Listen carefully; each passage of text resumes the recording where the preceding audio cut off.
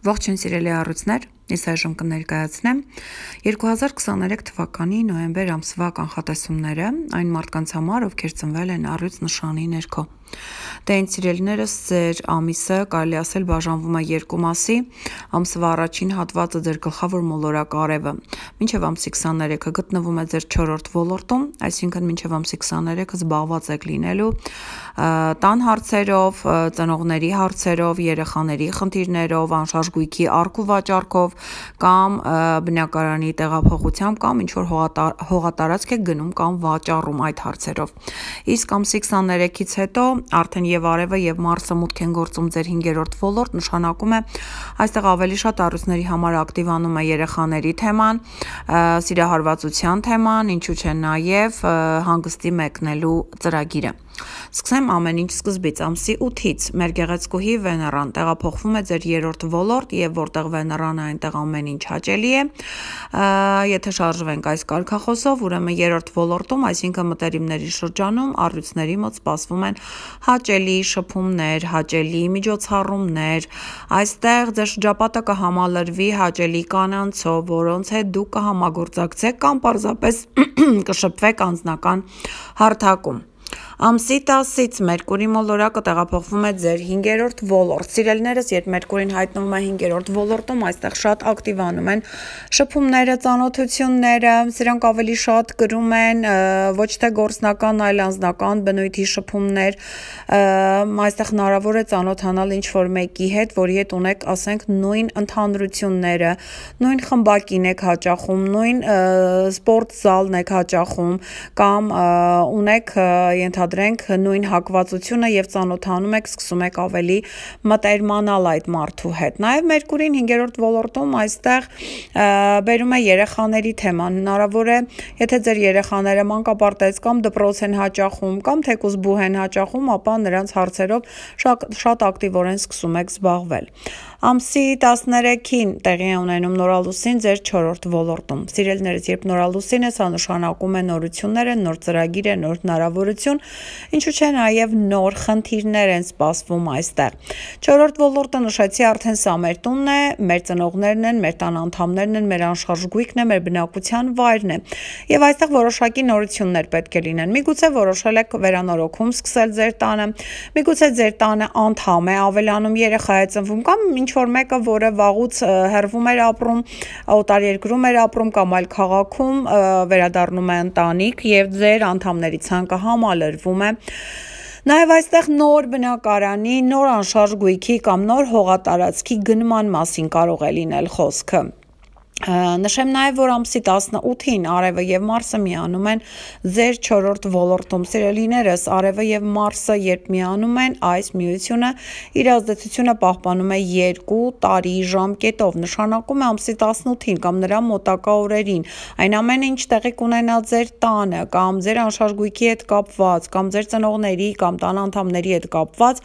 այն 2 տարի ազդելու է ձեր կյանքի վրա։ Հնարավոր է, որ դուք ենթադրենք տան անդամներից ինչ-որ մեկի հետ ենթադրենք ինչ-որ հարց ունեք, փաստաթղթային հարց կամ առողջության հարց կամ ինչ-որ մի բան, դուք 2 տարի նրա հետ աշխատելու եք։ Այստեղ հնարավոր է նաև ձեզ աշխատանք առաջարկեն, որը դուք տանից եք կատարելու, սա նույնպես վերաբերում է 4-րդ ոլորտին եւ այստեղ այս աշխատանքը դուք 2 տարի կատարելու եք, այնպես որ ուշադիր եղեք այն ինչ տեղի կունենա, այն ինչ մուտք կգործի ձեր կյանք ամսի 18-ին կամ նրա մոտակա օրերին, այն 2 տարի ձեզ համար շատ արդի է լինելու։ Ամսի 20-ից 22-ը շատ լավ օրեր են։ Այս օրերին նախ Արևը, այնուհետև Մարսը ձեր 4-րդ ոլորտից սեքստիլ են կազմում Պլուտոն մոլորակի հետ, որը ձեր 6-րդ աշխատանքային ոլորտում է։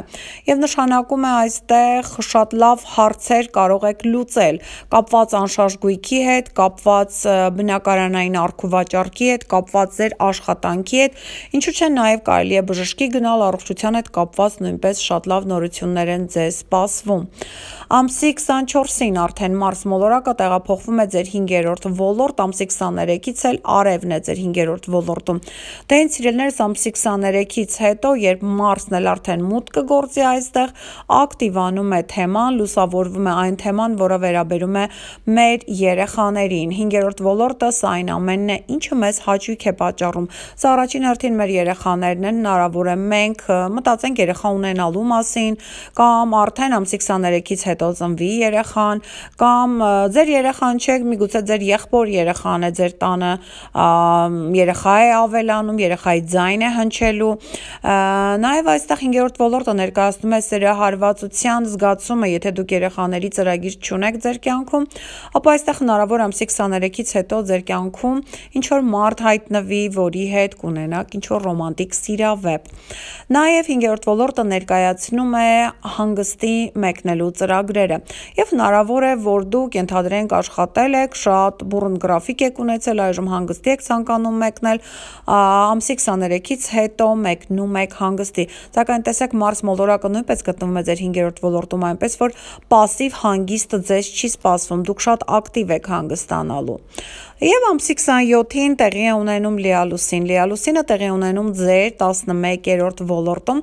Սիրելիներս, ամսի 27-ի լիալուսինը ձեր կյանքում կարող է վերջաբան դնել այնպիսի հարաբերությունների, որը կային ձեր եւ ձեր ընկերների միջև։ Ենթադրենք ընկերներից մեկի հետ ունեք կոնֆլիկտային ինչ-որ իրավիճակ, այդ իրավիճակի պատճառով այլևս նրա հետ դադարեցնում եք շփումները կամ վերջնականորեն լուծվում է այս կոնֆլիկտը։